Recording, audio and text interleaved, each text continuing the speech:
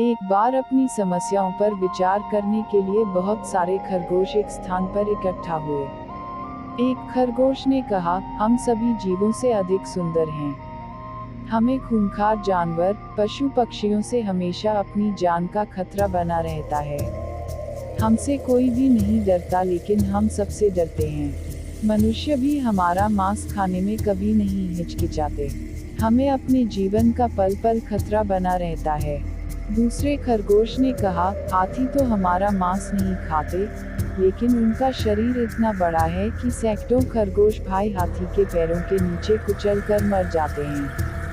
तीसरे खरगोश ने कहा, भाइयों, इस संसार में केवल शक्तिशाली ही जीवित रह सकते हैं। हम जैसे दुर्बल और छोटे जीवों का इस संसार में रहना बहुत मुश्किल है। मेरे विचार से तो हमारी समस्या का कोई समाधान नहीं है। सभी खरगोशों के निराशापूर्ण शब्द सुनकर एक बूढ़ा अनुभवी खरगोश बोला, मैंने अपनी समस्या का हल खोज लिया है, जो हमारे सभी कष्टों को दूर कर सकता है। हम सबको एक साथ नदी में कूदकर आत्महत्या कर लेनी चाहिए। मौत को गले लगाकर हम सारे दुखों से मुक्ति पा सकते हैं।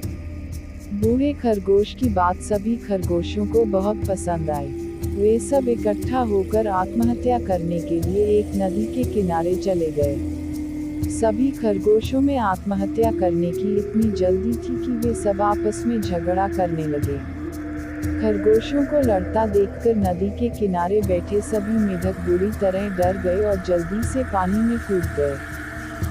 तभी बूढ़े खरगोश ने अपने साथियों को नदी में कूदने से रोक लिया और उन्हें समझाते हुए कहा, भाइयों, हमें हिम्मत से काम लेना चाहिए और आत्महत्या का विचार छोड़कर अपने मन में जीने की इच्छा जागृत करनी चाहिए। हमें उन जीवों के बारे में भी सोचना चाहिए जो हमसे भी कमजोर हैं।